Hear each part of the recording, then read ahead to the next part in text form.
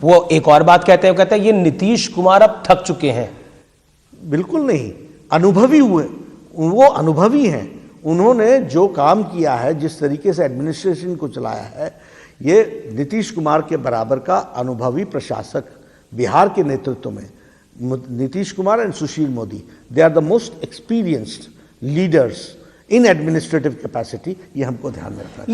लेकिन और थकावट हुई है जी, थके हैं। कौन थके हैं?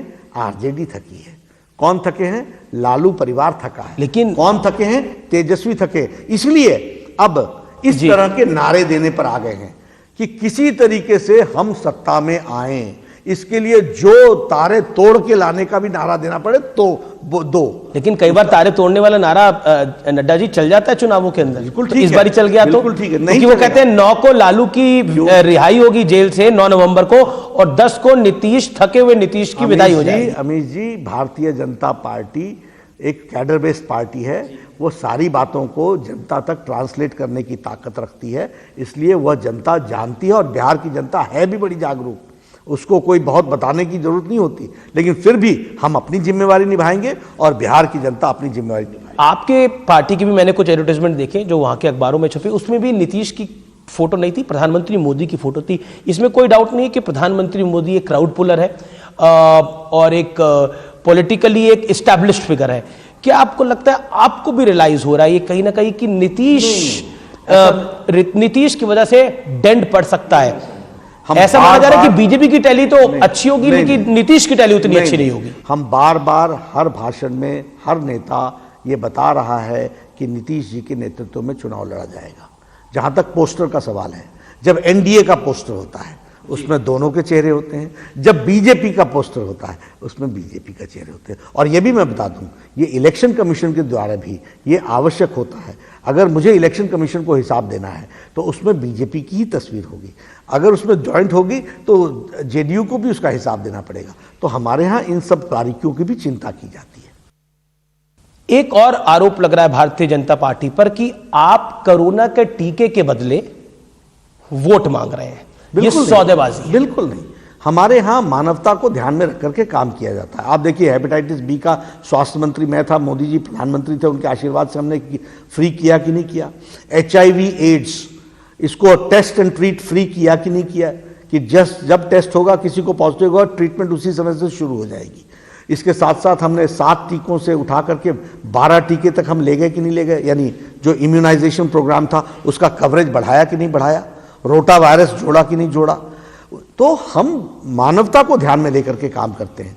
हाँ, जब घोषणा करनी होती है, अब मैनिफेस्टो लिखे हैं उसमें मानवतावादी काम करें, बोले नहीं तो बोला तो क्या तकलीफ हो गई, क्या दिक्कत आ गई? घोषणा करने का कोई समय होता है ना। मैनिफेस्टो किस लिए बनता है? इलेक्शन के पहले बनता है। अब बीजेपी प्रेसिडेंट है, क्या आपको लगता है कि बाकी राज्यों को भी इस तरह की घोषणा करनी चाहिए? किया ना, मध्य प्रदेश ने कर दिया, तमिलनाडु ने भी कर दिया, आगे करते चले जाएंगे।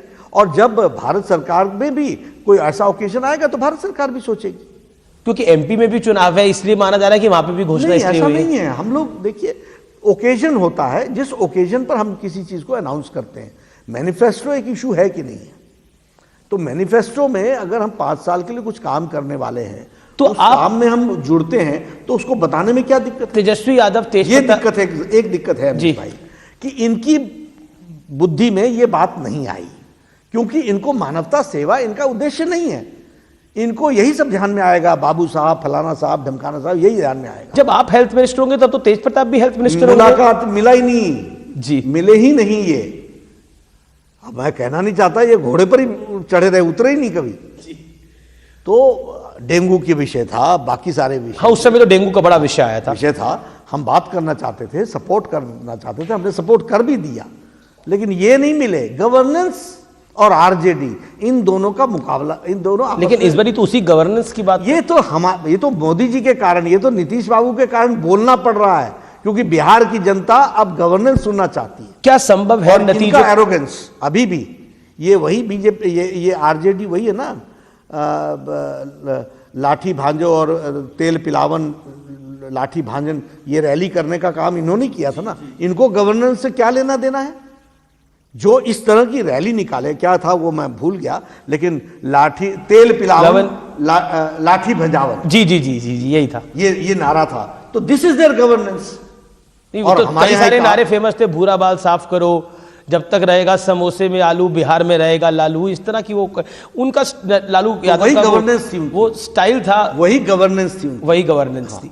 आज उनको मजबूर होना पड़ रहा है क्योंकि मोदी जी और नीतीश कुमार ने बिहार को एक नए दृष्टि से आगे बढ़ाने का काम किया। ये बड़ा महत्वपूर्ण सवाल है आपसे, अगर नतीजों के बाद नीतीश कुमार कमजोर पड़ते हैं बिहार के अंदर, तो क्या हम महाराष्ट्र की तरह बीजेपी का रोल बड़ा देखेंगे, यानी बीजेपी बड़े भाई के रूप में सामने आएगी? देखिए, हम साथी के साथ कभी बड़ा छोटा भाई नहीं करते, साथी साथी होता है। यानी बड़ा अलायंस पार्टनर, छोटा अलायंस वो पार्टनर, अगर हम बड़े भी हुए तब भी हमारे नेता नीतीश कुमार होंगे।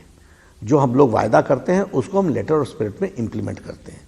इसलिए, और जहां तक नतीजे आ रहे हैं अलायंस के, आपने देखा होगा अमीश जी, वो नतीजे बड़ी क्लियर कट मेजॉरिटी हमको दे रहे हैं। और ये 15 दिन पहले के हैं, जो ओपिनियन पोल जो ओपिनियन पोल्स आ रहे हैं, हाँ नतीजे नहीं, सॉरी, ओपिनियन पोल आ रहे हैं। और मेरा ये मानना है कि इसमें बढ़ोतरी ही होगी। और नीतीश जी की, अब कह रहे हैं ऐसा फिलहाल कुछ नहीं है, क्योंकि ये कंफ्यूजन इसलिए हुआ माननीय नड्डा जी, ये कंफ्यूजन इसलिए हुआ क्योंकि चिराग पासवान जो कि एलजेपी के अब अध्यक्ष हैं, राष्ट्रीय अध्यक्ष, उन्होंने कहा कि मैं नरेंद्र मोदी का तो हनुमान हूं और नीतीश कुमार को मैं सीएम देखूंगा नहीं, और अगर हमारी सत्ता में भागीदारी हुई तो मैं नीतीश को जेल भेजूंगा। देखिए, मैं फिर कहता हूं, भारतीय जनता पार्टी अपने अलायंस पार्टनर के साथ ईमानदारी और पूरी शिद्दत के साथ चुनाव लड़ती है। हमारे अलायंस पार्टनर्स हैं बीजेपी, जनता दल यूनाइटेड, हम पार्टी और वीआईपी पार्टी। और हम यही चार लोग, यही चार पार्टियां के लिए कैंपेन भी कर रहे हैं और यही जीतेंगे, यही लोग आएंगे। कुछ डिविजिव फोर्सेस डिवाइड करने के लिए और कंफ्यूजन करने का प्रयास कर रही हैं, लेकिन भारतीय जनता पार्टी का काडर और भारतीय जनता पार्टी का वोटर और जनता दल यूनाइटेड का वोटर और हम पार्टी का वोटर और वीआईपी पार्टी का वोटर बड़ा डिसिप्लिन